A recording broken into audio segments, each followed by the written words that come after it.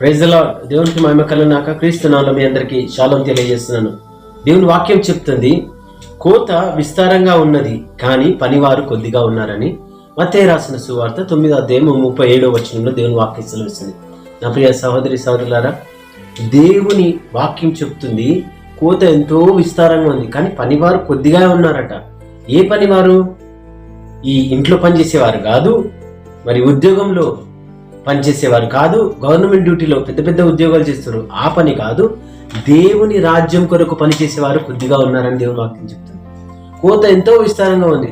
ఎందుకంటే రక్షణ లేకుండా అనేకులు చాలా మంది ఉన్నారు, కానీ ఆ రక్షణలోనికి నడిపించడానికి కొద్ది మంది వారు ఉన్నారని దేవుని వాక్యం చెప్తుంది. ఆ కొద్ది మంది వారు ఈరోజు నిన్ను నన్ను కూడా ఏర్పరచుకున్నాడు దేవుడు.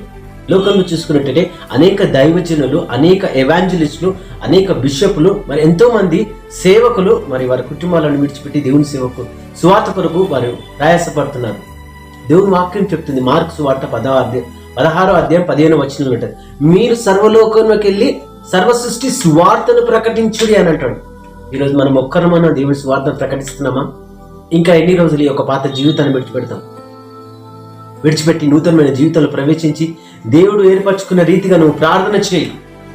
నువ్వు సేవ చేయకపోవచ్చు కానీ సేవకుల కొరకు ప్రార్థన చేయి, సువార్త కొరకు ప్రార్థన చేయి, నశించిన ఆత్మల కొరకు భారం కలిగి ప్రార్థన చేయి. అనేకులు మరి ఎంతో బాధల్లో వేదనలో ఉంటారు, వారి కొరకు ప్రార్థన చేయి, వారిని రక్షణలోకి రావాలని ప్రార్థన చేయి. ఈరోజు ఆ తీర్మానము నువ్వు తీసుకో.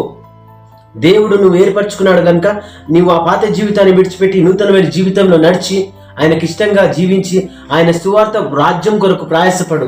దేవుడు నిన్ను నీ కుటుంబాన్ని దీవిస్తాడు. ఆమేన్. God bless you.